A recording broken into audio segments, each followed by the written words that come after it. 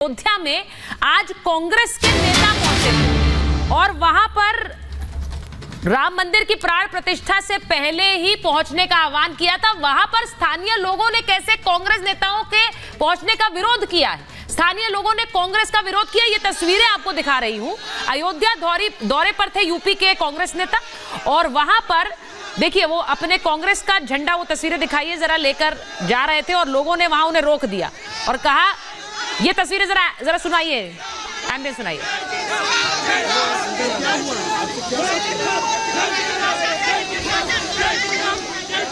Breaking side में रखिए। तो ये तस्वीरें अयोध्या से आ रही हैं और अयोध्या में जहां कांग्रेस के नेताओं ने कहा कि भाई 22 तारीख का पॉलिटिकल इवेंट है, इसलिए हम पहले जाएंगे राम मंदिर। आज उनका एक डेलीगेशन जब वहां पहुंचा है तो स्थानीय लोगों ने विरोध किया है। फिर वहां पर जो सिक्योरिटी वाले थे उन्होंने किसी तरह से वहां पर सिचुएशन को संभाला है। मैं इन्हीं तस्वीरों के साथ शुरू करना चाह रही हूं। एक बार वरुण पुरोहित जी आपके साथ शुरुआत करूंगी।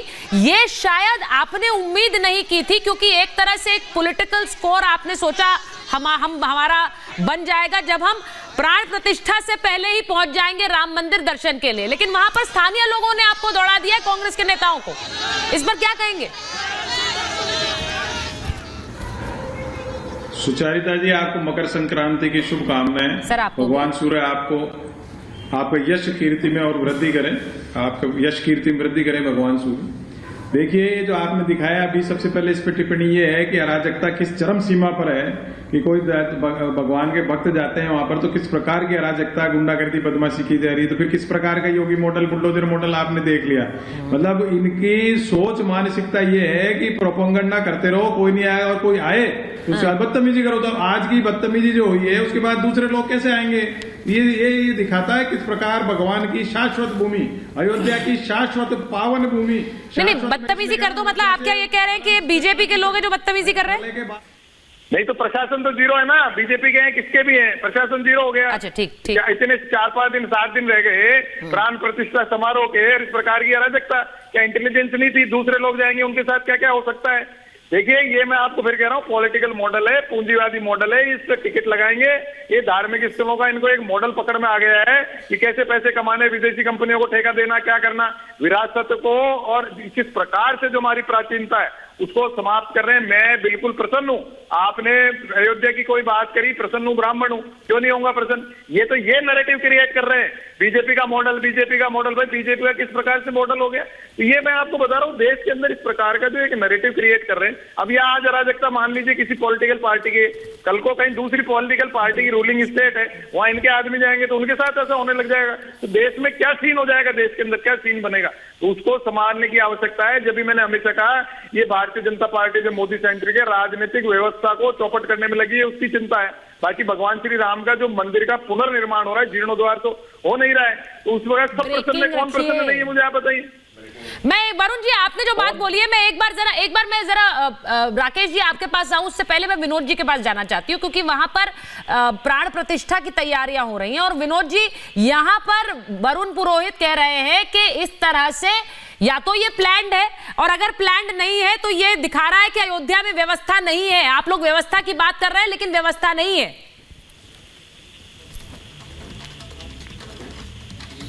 देखिए, ये इनका षड्यंत्र है बेसिकली, मुझे ऐसा लग रहा है।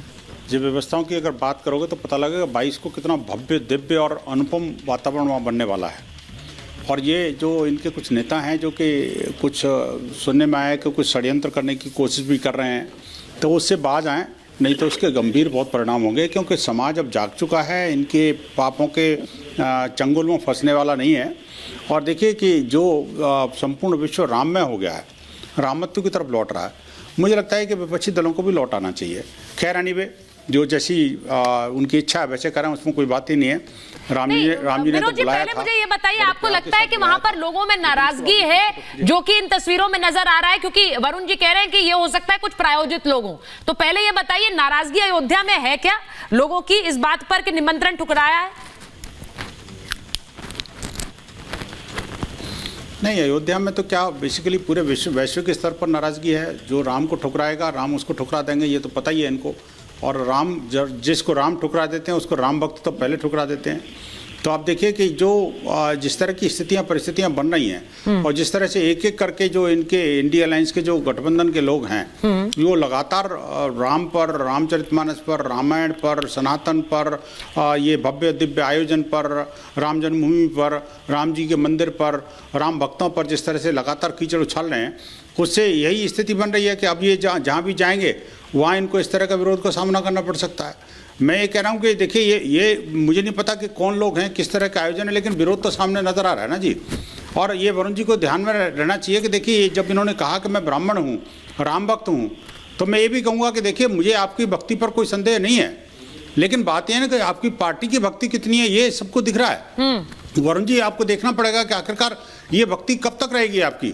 जब तक आप रोम के साथ रहेंगे तब तक आप राम को कब तक झेल पाएंगे। आप देखिए राम आपके अंदर कब तक विराजमान रह पाएंगे। तो आप ये तो आपको समझना पड़ेगा ना, या तो आप रोम की भक्ति को छोड़ेंगे या राम की भक्ति को छोड़ेंगे। लेकिन खैर एनीवे वो आपका अपना व्यक्तिगत निर्णय, मैं उस बारे में नहीं पढ़ूंगा।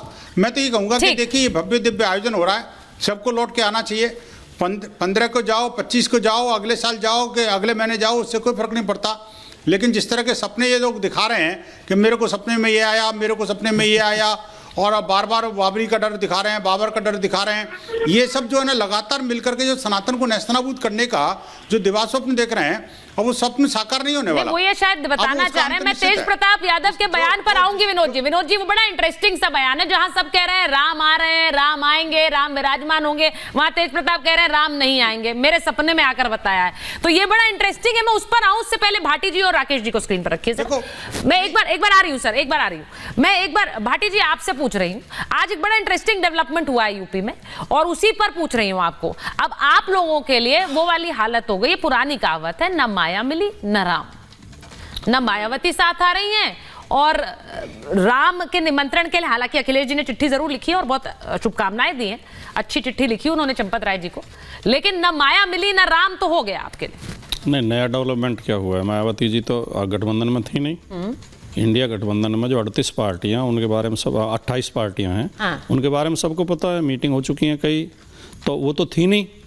उन्होंने केवल इतना कहा कि मैं अकेले लड़ूंगी। तो इसमें नया तो कुछ भी नहीं है, वो छोड़ के जाती। कांग्रेस पीछे अंदर खाने बातें कर रही थी आप लोगों की सीट बंटवारे को लेकर, आपको जानकारी होगी, हमारी उनसे बातें हो रही थी। उन्होंने कहा कि मैं किसी के साथ नहीं जा रही हूँ, मुझे निमंत्रण जरूर मिला है इंडिया गठबंधन में जाने के लिए, पर मैं जाऊंगी नहीं। हमारे जानकारी में ये नहीं है कि अच्छा।